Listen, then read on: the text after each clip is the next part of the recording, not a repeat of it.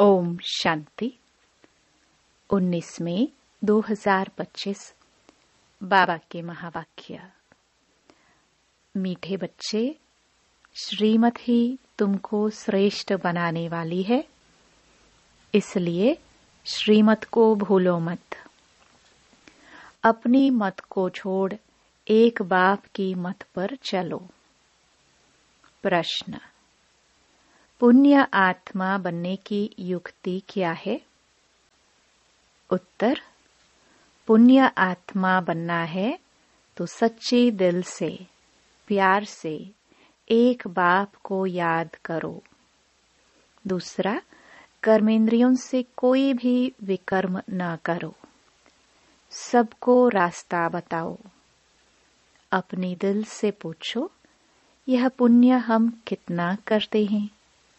अपनी चेकिंग करो।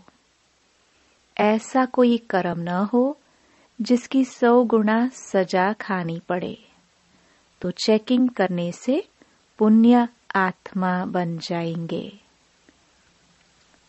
ओम शांति। रूहानी बाप बैठ बच्चों को समझाते हैं। यह तो बच्चों को मालूम है कि अभी हम शिव बाबा की मत पर चल रहे हैं। उनकी है ऊंच ते ऊंच मत। दुनिया यह नहीं जानती कि ऊंच ते ऊंच शिव बाबा कैसे बच्चों को श्रेष्ठ बनाने के लिए श्रेष्ठ मत देते हैं। इस रावण राज्य में कोई भी मनुष्य मात्र मनुष्य को श्रेष्ठ मत दे नहीं सकते। तुम अभी ईश्वरीय मत वाले बनते हो। इस समय तुम बच्चों को पतित से पावन बनने के लिए ईश्वरीय मत मिल रही है। अभी तुमको पता पड़ा है, हम तो विश्व के मालिक थे। यह ब्रह्मा जो मालिक था, उनको भी पता नहीं था। विश्व के मालिक फिर एकदम पतित बन जाते हैं। यह खेल बहुत अच्छी रीति बुद्धि से समझने का है। राइट रॉन्ग क्या है, इसमें है बुद्धि की लड़ाई। सारी दुनिया है रॉन्ग, एक बाप ही है राइट, सच बोलने वाला। वह तुमको सचखंड का मालिक बनाते हैं, तो उनकी मत लेनी चाहिए। अपनी मत पर चलने से धोखा खाएंगे, परंतु वह है गुप्त, है भी निराकार। बहुत बच्चे गफलत करते हैं, समझते हैं यह तो दादा की मत है।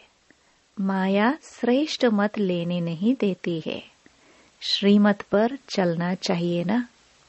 बाबा आप जो कहेंगे वह हम मानेंगे जरूर, परंतु कई मानते नहीं है। नंबरवार पुरुषार्थ अनुसार मत पर चलते हैं, बाकी तो अपनी मत चला लेते हैं। बाबा आए हैं श्रेष्ठ मत देने। ऐसे बाप को घड़ी घड़ी भूल जाते हैं। माया मत लेने नहीं देती। श्रीमत तो बहुत सहज है ना। दुनिया में कोई को यह समझ नहीं कि हम तमो प्रधान हैं। मेरी मत तो मशहूर है, श्रीमत भगवत गीता। भगवान अभी कहते हैं, मैं 5000 वर्ष बाद आता हूँ। आकर भारत को श्रीमत दे श्रेष्ठ ते श्रेष्ठ बनाता हूँ। बाप तो सावधान करते हैं, बच्चे श्रीमत पर नहीं चलते। बाप रोज रोज समझाते रहते हैं, बच्चों श्रीमत पर चलना भूलो मत। इन ब्रह्मा की तो बात ही नहीं, उनकी बात समझो। वही इन द्वारा मत देते हैं, वही समझाते हैं। खान पान खाते नहीं, कहते हैं मैं अभोक्ता हूँ। तुम बच्चों को श्रीमत देता हूँ। नंबर 1 मत देते हैं, मुझे याद करो। कोई भी विकर्म नहीं करो। अपने दिल से पूछो कितना पाप किया है। यह तो जानते हो सबका पापों का घड़ा भरा हुआ है। इस समय सभी रॉन्ग रास्ते पर हैं। तुम्हें अभी बाप द्वारा राइट रास्ता मिला है। तुम्हारी बुद्धि में सारा ज्ञान है। गीता में जो ज्ञान होना चाहिए वह है नहीं। वह कोई बाप की बनाई हुई नहीं है। यह भी भक्ति मार्ग में नोंद है। कहते भी हैं भगवान आकर भक्ति का फल देंगे। बच्चों को समझाया है ज्ञान से सद्गति। सद्गति भी सबकी होती है, दुर्गति भी सबकी होती है। यह तो दुनिया ही तमो प्रधान है, सतो प्रधान कोई है नहीं। पुनर्जन्म लेते लेते अब पिछाड़ी आकर हुई है। अब मौत सबके सिर पर खड़ा है। भारत की ही बात है। गीता भी है देवी देवता धर्म का शास्त्र। तो तुम्हें दूसरे कोई धर्म में जाने से क्या फायदा। हर एक अपनी अपनी कुरान बाइबल आदि ही पढ़ते हैं, अपने धर्म को जानते हैं। एक भारतवासी ही अन्य सब धर्मों में चले जाते हैं और सब अपने अपने धर्म में पक्के हैं। हर एक धर्म वाले की शक्ल आदि अलग है। बाप स्मृति दिलाते हैं, बच्चे तुम अपने देवी देवता धर्म को भूल गए हो। तुम स्वर्ग के देवता थे। हमसो का अर्थ भारतवासियों को बाप ने सुनाया है। बाकी हम आत्मा सो परमात्मा नहीं है। यह बातें तो भक्ति मार्ग के गुरु लोगों ने बनाई हैं। गुरु भी करोड़ों होंगे। स्त्री को पति के लिए कहते हैं कि यह तुम्हारा गुरु ईश्वर है, जबकि पति ही ईश्वर है। फिर हे भगवान, हे राम क्यों कहती हो। मनुष्यों की बुद्धि बिल्कुल ही पत्थर बन गई है। यह खुद भी कहते हम भी ऐसे थे। कहाँ वैकुंठ का मालिक श्री कृष्ण, कहाँ फिर उनको गांव का छोरा कह दिया है। श्याम सुंदर कहते हैं, अर्थ थोड़े ही समझते। अभी बाप ने तुमको समझाया है। जो नंबर 1 सुंदर, वही नंबर लास्ट तमो प्रधान श्याम बना है। तुम समझते हो हम सुंदर थे, फिर श्याम बने हैं। 84 का चक्कर लगाए अभी श्याम से सुंदर बनने के लिए। बाप एक ही दवाई देते हैं कि मुझे याद करो। तुम्हारी आत्मा पतित से पावन बन जाएगी। तुम्हारे जन्म जन्मांतर के पाप नाश हो जाएंगे। तुम जानते हो जब से रावण आया है, तुम गिरते गिरते पाप आत्मा बने हो। यह है ही पापात्माओं की दुनिया। एक भी सुंदर नहीं। बाप बिगर सुंदर कोई बना ना सके। तुम आए हो स्वर्गवासी सुंदर बनने। अभी नरकवासी श्याम हैं, क्योंकि काम चिता पर चढ़ काले बने हैं। बाप कहते हैं काम महाशत्रु है। इन पर जो जीत पाएंगे वही जगत जीत बनेंगे। नंबर 1 है काम। उनको ही पतित कहा जाता है। क्रोधी को पतित नहीं कहेंगे। बुलाते भी हैं कि आकर पतित से पावन बनाओ। तो अब बाप आए हैं, कहते हैं यह अंतिम जन्म पावन बनो। जैसे रात के बाद दिन, दिन के बाद रात होती है, वैसे संगम युग के बाद फिर सतयुग आना है। चक्र फिरना है।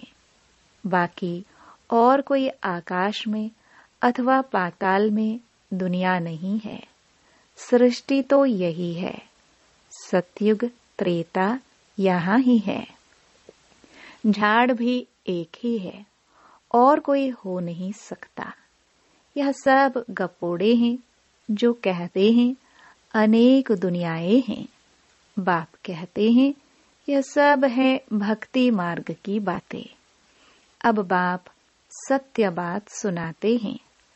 अब अपने अंदर देखो, हम कहाँ तक श्रीमत पर चल सतो प्रधान अर्थात पुण्य आत्मा बन रहे हैं। सतो प्रधान को पुण्य आत्मा, तमो प्रधान को पाप आत्मा कहा जाता है। विकार में जाना पाप है। बाप कहते हैं, अब पवित्र बनो। मेरे बने हो तो मेरी श्रीमत पर चलना है।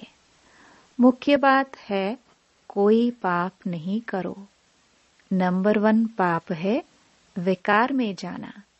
फिर और भी पाप बहुत होते हैं। चोरी, चकारी, ठगी आदि बहुत करते हैं। फिर बहुतों को गवर्नमेंट पकड़ती भी है। अब बाप बच्चों को कहते हैं, तुम अपने दिल से पूछो, हम कोई पाप तो नहीं करते हैं। ऐसे मत समझो हमने चोरी की व रिश्वत खाई तो यह बाबा तो जानी जाननहार है, सब जानते हैं।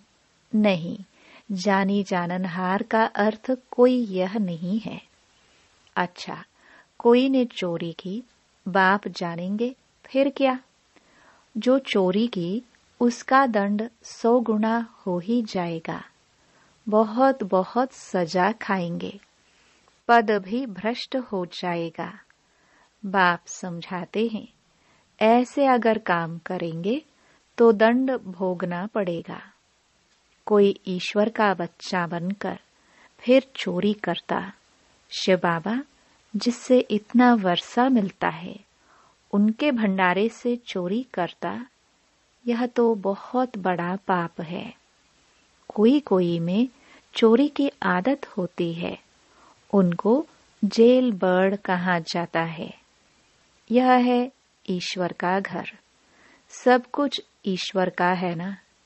ईश्वर के घर में आते हैं बाप से वर्षा लेने, परंतु कोई कोई की आदत हो जाती है, उसकी सजा 100 गुना बन जाती है। सजाएं भी बहुत मिलेंगी और फिर जन्म बाय जन्म डर्टी घर में जाए जन्म लेंगे तो अपना ही नुकसान किया ना। ऐसे बहुत हैं जो याद में बिल्कुल नहीं रहते, सुनते कुछ नहीं, बुद्धि में चोरी आदि के ही ख्यालात चलते रहते हैं। ऐसे बहुत सत्संग में जाते हैं, चप्पल चोरी कर लेते, उनका धंधा ही यह रहता है। जहाँ सत्संग होता वहां जाकर चप्पल चोरी कर आएंगे। दुनिया बिल्कुल ही डर्टी है। यह है ईश्वर का घर। चोरी की आदत तो बहुत खराब है। कहा जाता है, कख का चोर 100 लख का चोर। अपने अंदर से पूछना चाहिए, हम कितना पुण्य आत्मा बने हैं, कितना बाप को याद करते हैं, कितना हम स्वदर्शन चक्रधारी बनते हैं, कितना समय ईश्वरीय सर्विस में रहते हैं, कितने पाप कटते जा रहे हैं। अपना पोतामेल रोज देखो, कितना पुण्य किया, कितना योग में रहा, कितने को रास्ता बताया। धंधा आदि तो भल करो, तुम कर्म योगी हो, कर्म तो भल करो। बाबा यह बैजेस बनाते रहते हैं। अच्छे अच्छे लोगों को इस पर समझाओ। इस महाभारत लड़ाई द्वारा ही स्वर्ग के गेट्स खुल रहे हैं। श्री कृष्ण के चित्र में नीचे लिखत बड़ी फर्स्ट क्लास है, परंतु बच्चे अभी इतना विशाल बुद्धि नहीं हुई है।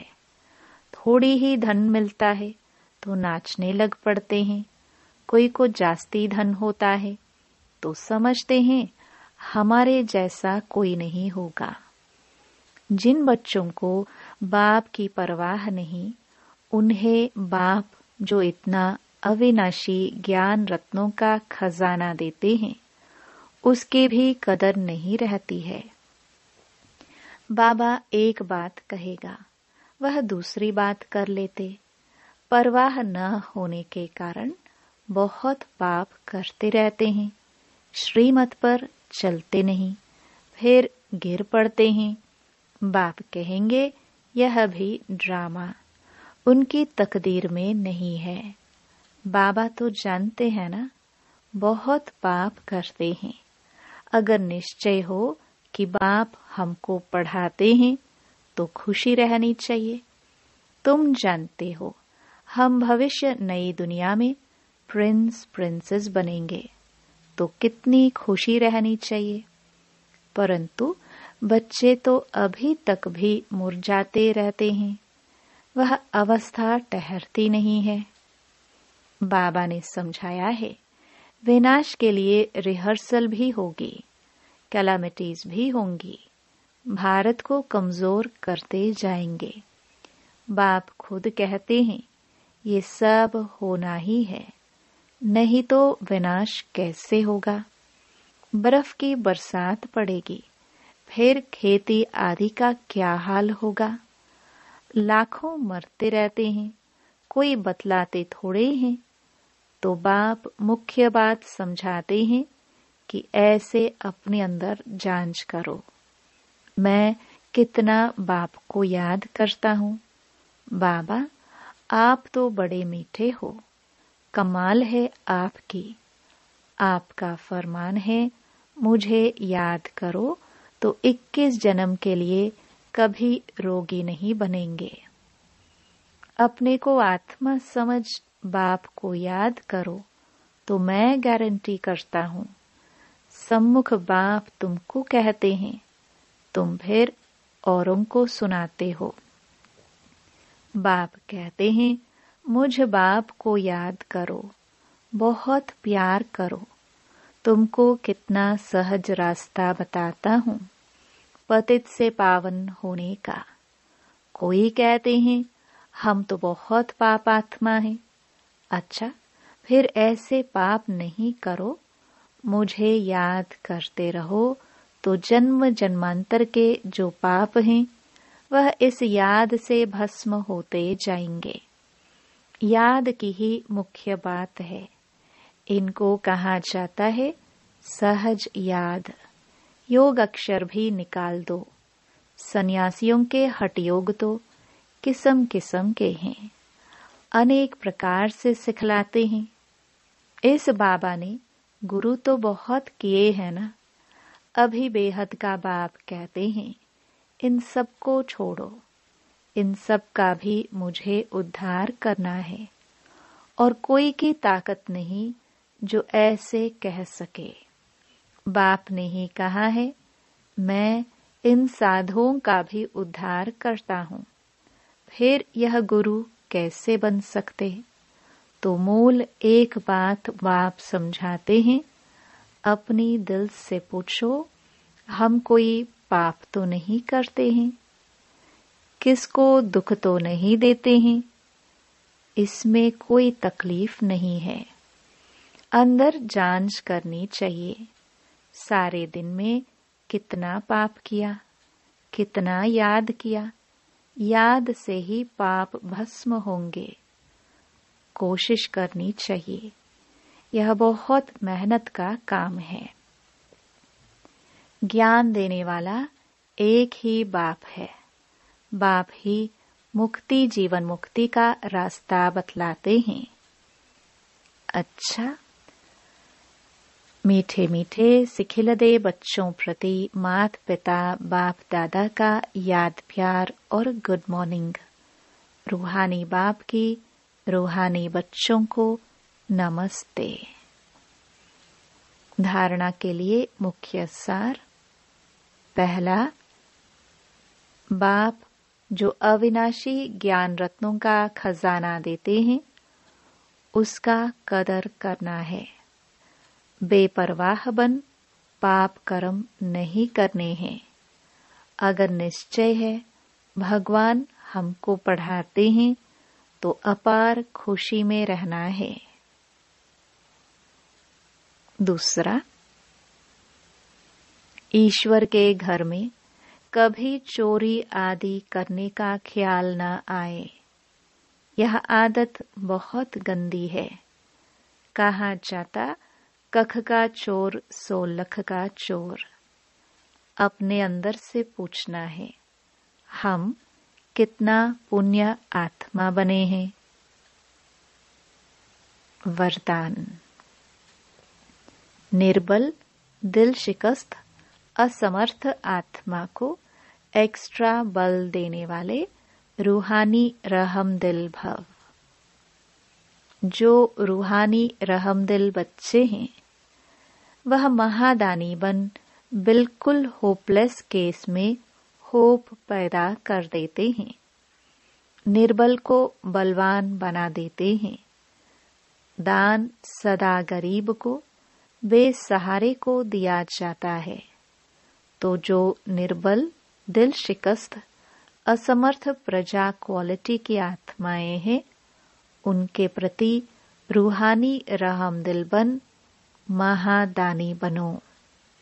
आपस में एक दूसरे के प्रति महादानी नहीं, वह तो सहयोगी साथी हो, भाई भाई हो, हम शरीक पुरुषार्थी हो। सहयोग दो, दान नहीं। स्लोगन। सदा एक बाप के श्रेष्ठ संग में रहो तो और किसी के संग का रंग प्रभाव नहीं डाल सकता। अव्यक्त इशारे। रूहानी रॉयल्टी और प्योरिटी की पर्सनालिटी धारण करो। प्योरिटी के साथ साथ चेहरे और चलन में रूहानियत की पर्सनालिटी को धारण कर इस ऊंची पर्सनालिटी के रूहानी नशे में रहो। अपनी रूहानी पर्सनालिटी को स्मृति में रख सदा प्रसन्न चित्त रहो तो सब प्रश्न समाप्त हो जाएंगे।